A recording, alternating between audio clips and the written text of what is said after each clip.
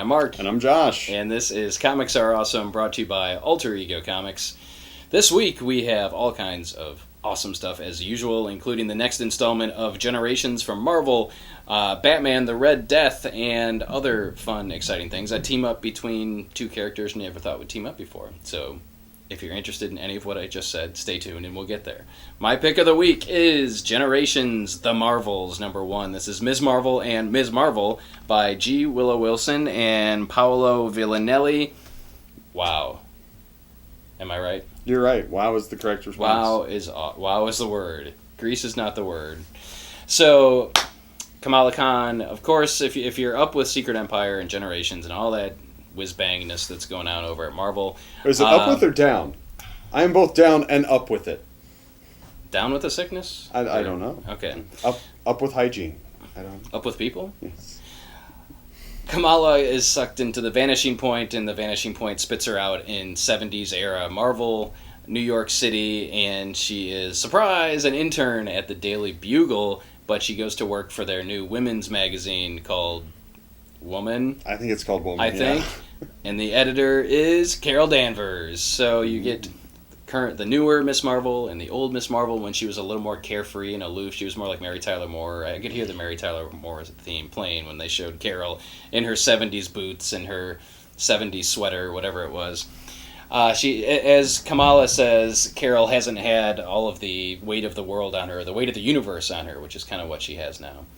And it is just written extraordinarily well. G. Willow Wilson owns this character of Kamala Khan. Not literally, though. No, but she should, and she should write this character forever. Well, as long as she's still interested in writing her. It's just so fun. You get cameos by people that may have been in New York in the 1970s.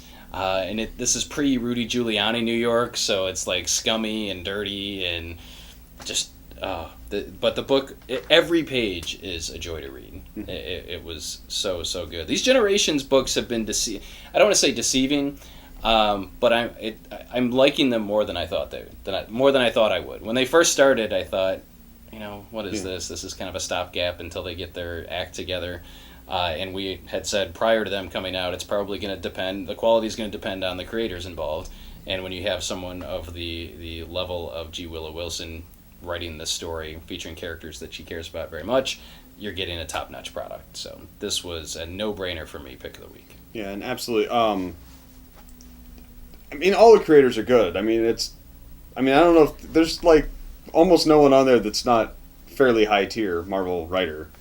Tom Taylor, Brian Bendis, probably some Jason Aaron did the Thor one. Kelly Thompson did the Hawkeye Greg one. Pak. All of those people are pretty good writers. Well, and the nice thing about it from a retailer perspective is I can probably keep this on the shelf for... Ever? Yeah. If somebody wants to come in and pick up one single comic that's got an amazing story with these two generations of characters, hence the name Generations, there it is. And I think it's going to be...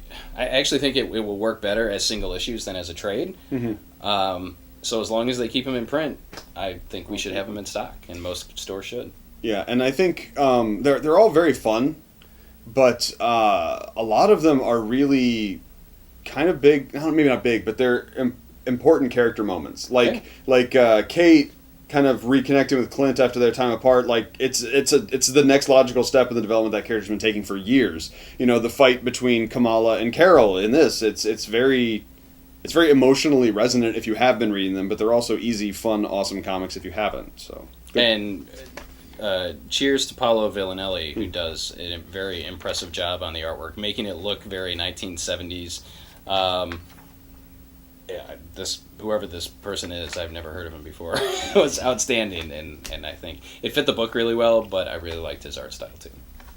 My pick of the week this week is a graphic novel, Jeff Steinberg, Champion of Earth. This is from Oni Press, written by Joshua Hale Fialkov, written by Joshua Hale Fialkov and Tony Fleeks, with art by Tony Fleeks. And This is awesome. If you watch the show, I think I talked about several of the issues, but basically it's sort of a Last Starfighter situation where the aliens, we need one champion to save the day. That's not exactly what Last Starfighter was about. He played a video game and went off to fight in a war. So was he saving Earth? He's representing Earth and the guy from the Last Starfighter. But instead of... If you haven't seen The Last Starfighter... You should check it out. Go find a copy in VHS. I don't know. If you don't have time to watch a whole movie, you can watch the third episode of Clerks the Animated Series, which is a Last Starfighter parody that was much... Actually, Clerks the Animated Series is highly underrated, and it's relevant because this is basically a Kevin Smith movie.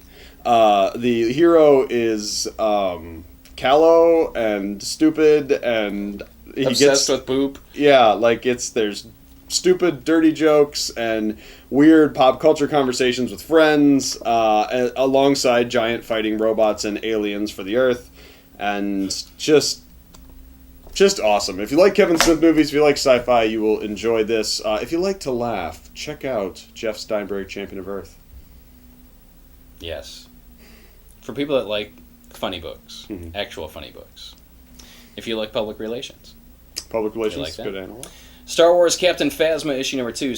Journey to Star Wars The Last Jedi. Star Wars Captain Phasma 002. Star Wars. Thompson Chichetto Massa. Very enjoyable. I talked about the first issue. We think we both talked about it. This picks up after the events of The Force Awakens. Captain Phasma, who you may recall let the shields down so the rebels could win, is trying to kill the only person that understands. The only person that knows that she did what she did. And she's got a TIE fighter pilot along for the ride, who is following her orders kind of blindly. They land on this alien planet that's got some cool monsters and stuff, and Chichetto continues to knock it out of the park with the artwork. I thought they were going to actually show us her face in this. For a second. Second. But then no. This also has BB-9E, if I'm not mistaken, the BB-9 unit that's going to be the evil BB unit. I think they mentioned it, actually, in the first issue. Well, you called it by name? Yeah. Okay. Yeah. Man. Yeah. You're the Star Wars guy. What'd you think? Liked it. It was cool. It was not what I expected, which is a virtue in this particular genre. Forward progress is what we're getting, and a lot of times when you're getting these in-between movie things, you don't get that, and as I said with the first issue, I think this is going to spell out how Captain Phasma gets from point A to point B, which is an interesting story. Next up for me is a Brian Bendis twofer. Either one of these comics could have been my pick of the week. First up is Invincible Iron Man number 11 with words by Brian Bendis, art by a laundry list of artists because there are different stories taking place at different points in time. Stefano Caselli, Kate Nimchik, Taki Soma, and Kiichi Mizushima. And this is basically sort of a... So, you remember that episode of How I Met Your Mother, where it's called How I Met Everyone Else, and everyone tells the story of how they met, and it's all flashbacks? That's like this. Basically, a bunch of the women in Tony's life, because Tony's still in a coma somewhere, not in the book. So, Riri Williams, Tony's estranged isn't the right, long-lost mother, his birth mother, not Maria Stark. I skipped that part. Not in that issue, I don't know where that came from. She, and Riri Williams, and MJ, and... Pepper? Friday. No Pepper? Pepper's not in here now. Okay. I think it's Friday is the current robot in his head, or was the most recent AI, I think. So they're all kind of telling stories about times they met Tony in the past. So MJ tells a story I've never seen before about her when she was working as a model, running into young, drunk Tony Stark. And his mom tells a story about... other stuff. Riri tells a story that's set during Secret Invasion. What does the AI tell the story about? She doesn't. When she first met Tony Stark? She doesn't tell a story. She's part of the conversation, but she's not actively telling a story. I remember when he first created me. Yes. Oh, actually, she does tell a story. Because they ask, what else does Tony Stark do? And it doesn't matter. It's really good, and I don't want to tell you because you should read it. It's awesome. But then also in the back, one of the things that really made it kind of pop even more, I was really great issue, and then at the end I read this page of text from Brian Bendis. It's basically a letter talking about a gentleman he knew, an older war veteran, war hero, and he was just, in a lot of ways, this is the same thing. He was talking about how awesome and amazing this guy was. The guy died, and some of the stories in here about Tony are true stories from his friend who passed. So it's just really awesome, really emotionally resonant. Great comics from one of the best creators in comics. Also from Brian Bendis this week, Spider-Man number 3. I have no idea what this book is. I thought they sold it as Who is the Other Miles Morales, and in this issue we pretty much absolutely find that out. We see the other Miles Morales some years ago. It's when the Kingpin's not the Kingpin yet, so it's a number of years ago in the Marvel Universe, and we kind of skip through time seeing the Miles' life, the people in it, his connections to the Kingpin, and kind of bringing this other Miles up to date. And my first instinct is that's not a Spider-Man story, but it was incredibly gripping. It was really interesting. It's really steeped in Marvel mythology, and it's just well written. He made me care in one issue about a character I have no reason on earth to care about. So that's a testament to the quality of the writing. Art's by Sarah Pichelli, by the way. All right, I will go to the land of metal. Metal! Dark Knight's Batman: The Red Death. One shot. This is essentially the team behind The Flash. So you get Joshua Williamson and Carmine Di Giandomenico telling the story of one of the metal Batmen and how he came to be, which I found to be very interesting. Yeah. And the way they set this up, explaining who these different metal Batmen. We saw them at the end of, I guess, was it Metal 1 or Metal 2? Metal 2. The last page of Metal 2 is where they're all kind of in a splash. Yeah. So I don't want to spoil that part, I guess, because it is kind of cool. But there is this Red Death character. What can I say? I mean, I think if you look at the cover, you get... Well, okay, so yes, it's essentially Bruce Wayne and Barry Allen combined into one character, really guided. It's almost like Firestorm. Right, because they are still separate people. Yeah, Bruce is in control of the body, and Barry's voice is bouncing around in the head, and this is a Bruce who's like, I'm sick of losing my loved ones. I need some additional powers so that I can stop all this bad stuff from happening. And this is on a different Earth, so this is on one of the multiverse Earths. But this version of Evil Batman, Red Death, ends up in Central City on Earth Zero, which is, I guess, our Earth. Yeah. Earth Prime. I like Earth Prime better than Earth Zero. But those are not the same thing. Okay. Earth Prime is literally our Earth. Oh, like our Earth, where real people live. But yeah, I don't. Okay. Yeah, there's some splaining to do, and you'll see it when you get. But there. it's super awesome. If you're enjoying The Flash, you don't want to miss it. Yeah. I mean, the first part is the setup of how the Red Death came to be, and then that character in the Flash universe that we're familiar with is so much fun. And it's a one-shot, so you can totally check it out. Also up this week is the continuation of the Metal tie-ins and the Gotham Resistance Part 2. This is Nightwing issue number 29. Last week it was Teen Titans number 12. That actually leads directly into Nightwing 29, and I like what they're doing here. They're very interwoven. All the characters are in all the tie-ins. Right. It makes sense, and I didn't understand what Gotham Resistance was until we got to Metal. So when we were ordering these books, they were like Part 2 of Gotham, a Metal tie-in and Part 2 of Gotham Resistance. I had no idea what Gotham Resistance was, but now you do. So all of the characters that were featured in Teen Titans are back in Nightwing 29 this week. And it's really a fun book. It's heavy stuff for Dick Grayson, but the fact that they are able to basically get some winter gear. They're in the circle of the labyrinth now that's controlled by Mr. Freeze with his enhanced powers thanks to Nth Metal Batman Joker guy, whoever it is. And so they need something to keep them warm, and somehow they all end up with like Dungeons and Dragons era cloaks and stuff like that. But this is great. I love the way they're doing this, that it's not just taking the characters from the book and dropping them at a certain point within Metal. It's a logical story that spilled out of Metal number 2, flowed into Teen Titans number 12, and now we're into Nightwing 29, and I hope that continues as we follow the Gotham Resistance. Yeah, super great. And you know how DC sometimes just makes action figures out of stuff that only appeared on one panel? Oh, yeah, this is the issue for that. If you want to make a D&D style Killer Croc or Harley Quinn, that would be okay with me. Next up, on the indie side, from Image, we've got Gasolina. The first story arc is called Bendio? I don't speak Spanish. Bienvenido. Bienvenido. I don't know what that means. I didn't take Spanish either. I believe it means good Venido. I can read all languages, though. I love the band Menudo. Yes, it means and good their Menudo. soup. Remember there's a Menudo cartoon? That's probably I don't. That was the thing? Yeah, and there was a Rubik's Cube cartoon. They were on at the same time. I believe that one more than the... Written and created by Sean Mankiewicz, drawn and created by Nico Walter.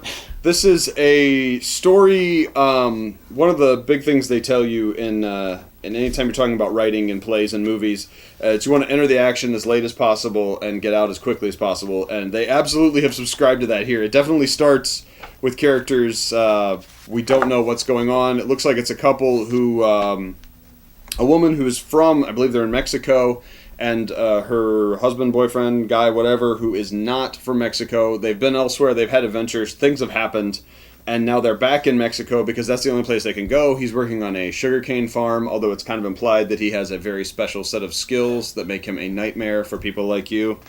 And she is a doctor, and we've got this thing where workers are being attacked by giant parasites, and at first they seem like bull weevils, and then they get a little more like aliens from Alien with the... yeah. But there's also this whole subplot about capturing people and the kind of rampant corruption in Mexican culture, the tie-ins to the cartels, the nature of their relationship, what they're willing to do. It's really, really good. There's a lot of character in here, in the dialogue, in the descriptions, in the way people interact. I don't know what it's about other than weird horror Mexican cartel on the run stuff. If that's a genre, we could get a sign. That could be a section. But Gasolina was a lot of fun this week and a big surprise for me. Okay. Wonder Woman Conan, number 1 of 6, is out this week, and I really enjoyed this one too. This was a contender for Pick of the Week. Gail Simone writing Wonder Woman and Conan. Artwork by Aaron Lopresti. Great stuff. So Conan does what he does. This is Conan. Conan? Conan is a Conan O'Brien. Can't you... You probably can, but that's not how it is. It's like Colin and Colin? No, it's supposed to be Colin, right? I don't know. Like Colin Powell should be Colin Powell. Whoever mispronounced it in the beginning. When you go to war, then we can call you whatever you want to be called. I would not want to be called a colon. No. That'd be like Sphincter Powell. He's just respecting his mother's wishes, I assume. Lower intestine Powell. Conan. Duodenum Powell. Conan the Barbarian is roaming the earth as he does and breaks up the execution of a lowly, nerdy guy, if there were nerds in barbarian times, who says that he will pay Conan back with riches made betting against this warrior that's fighting, this new warrior, the Wicked Witch, or Warrior Witch, that's who it is. And you'll never guess who the Warrior Witch is. It's Wonder Woman. I just told you. Spoiler alert. You don't have to guess now. But it's a Wonder Woman with amnesia. She doesn't know who she is. She has these flashes of her history. And Conan, I can't even say it. It's always, for me, it's Conan. Oh, that's fine. Be Conan. Conan the Barbarian. The adventurer. What? The Lamentations of who? What's the line? The Schwarzenegger line about... Oh, what's best in life? To something your enemies, to see them driven before you, to hear the lamentations of their women? Yeah, that's it. Sometimes my brain just goes off in different directions. If you've never seen Conan the Barbarian, you owe it to yourself. It's actually one of the finest films ever made, I would say. By Dino De Laurentiis. Yes. Take that with a grain of salt. James Earl Jones turns into a snake. It is pretty awesome. Like, now we've got Lord of the Rings and, like, you know, John Carter and stuff. But yeah. It's like top 5 fantasy films. It's very good. Yeah. And the soundtrack's amazing. Surprisingly. But. So back to this this little book, Wonder Woman Conan. Conan believes that Wonder Woman may actually be his childhood crush. So I don't know how Wonder Woman got into the world of Conan or what's going on here, but I know that it was an excellent story, an excellent first issue. It's a 6-issue miniseries. There's some ravens that turn into sexy women. They do. They're sisters.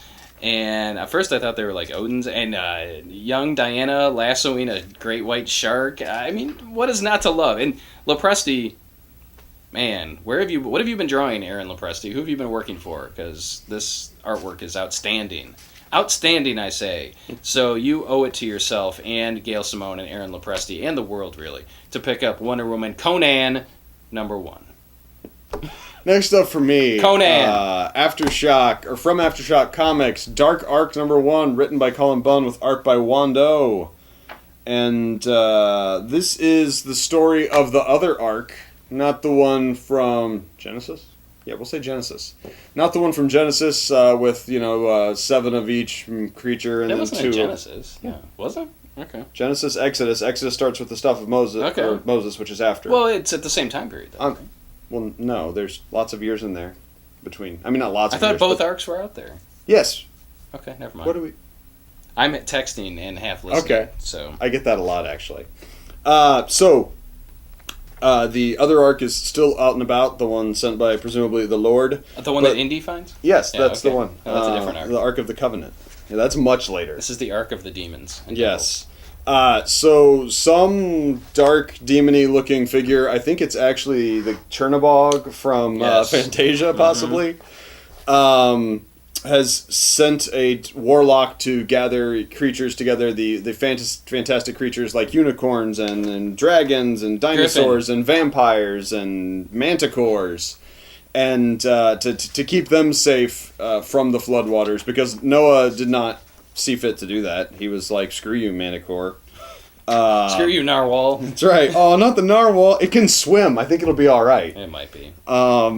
Unicorns, not so much. No. Unicorns, not strong swimmers. So you've got this kind of twisted version of the story of Noah, but there's actually some really interesting social dynamics going on with all the monsters. Because they're magical beasts, even the ones that are essentially creatures, are semi-intelligent and can conversate together. And you've got people being held captive. They're calling them sacrifices. It's not clear if they're feeding them to the monsters or what. But it's very cool. I was not really expecting much. Like, oh, Dark Ark. Yeah, what if the Ark was evil? And Cullen Bunn just put out Unholy Grail from Aftershock. Yes. Hey, Aftershock, by the way. Thanks, Aftershock, for sending us these free T-shirts. Also, please explain what's happening here, Aftershock. You're awesome. This is your logo. I don't know what... We keep this PG-13. We can't... I didn't say a word. But Dark Ark, if you like your biblical stories with a little more unicorn, that's where I'd go this week. If you want a biblical horror story, which is essentially most of the Old Testament. Horror. Yeah. There are already Sodom plenty and of biblical Gomorrah horror. was lots of horrors in the Bible, but this is a biblical horror story. Is it me? It is All right, you. so I'm on to basically just books that I will continue talking about until more people buy them. Aquaman #28 continues to be amazing. Dan Abnett, and I wish I would hear how to pronounce this guy's name. Stepan, is it Stepan? Stepan. Stepan possibly Sejic. Stepan. Yes. Sejic. God, this is great. Aquaman. It's awesome. It's great. Yeah. Starting this week, we've got Glitterbomb #1. This is the miniseries, The Fame Game, following up on the previous miniseries, also by Jim Zub. The art is still by Debriel Morissette Fan. That was right, the same artist as the first one. Yep. And this picks up right where the last story left off. We've got a starlet down and out on her luck in Hollywood. She's getting older. It's harder to get parts. And then there's a demon, monster, alien, hybrid symbiote thing. But it was super great. Very gripping drama. Very unflattering portrayals of Hollywood. And it ended with a freaking bloodbath. Yes. It was the Red Room. Yeah, it was the Red Wedding. The Red Wedding, that's what I meant to say. My ledger. And this picks up from there, still kind of continuing the story of the effects of fame. This time, rather than seeing someone on the way down, we see someone on the way up. The babysitter of from the first previous, arc. from the first arc's babysitter, or her son's babysitter.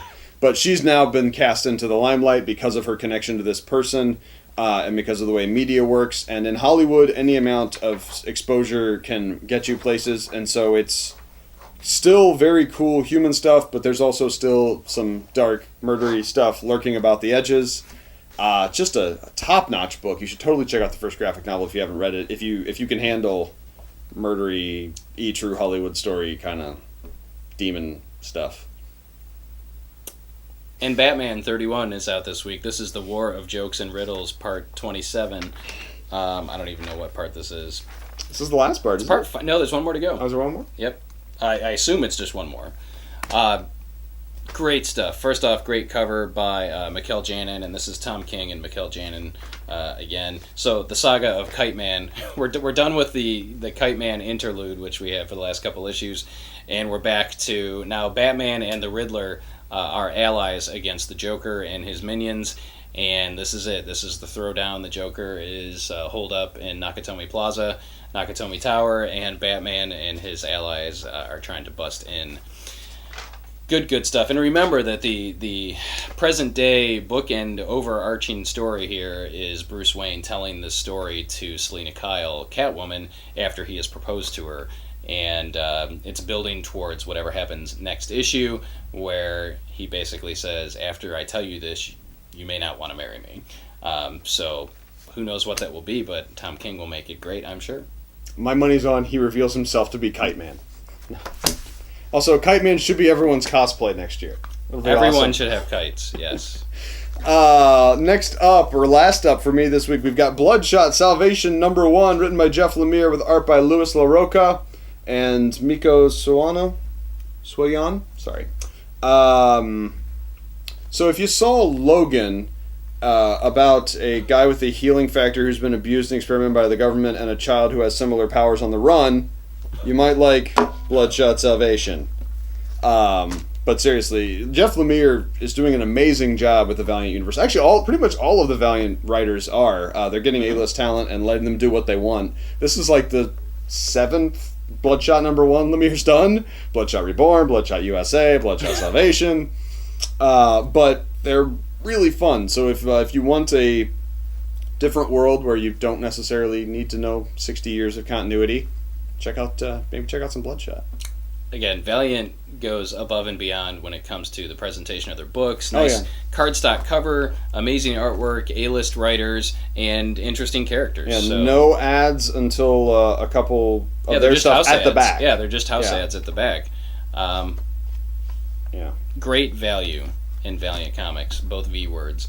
I really enjoy. I think the artist, the Miko, whoever it was the guy who did the first arc of X-O Manowar, but I could be wrong. I could see that, yeah.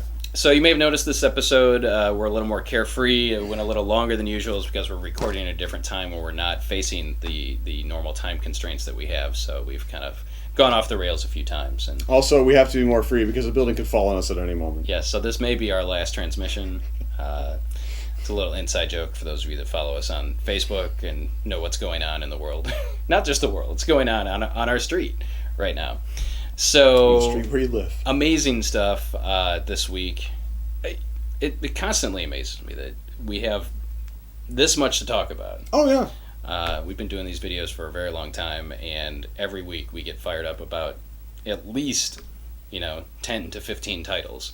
And these are just the ones that we think are awesome. So there's even other stuff, and we don't always share the same views as you. So those of you that like Deadpool, bully for you. But but we like this other stuff.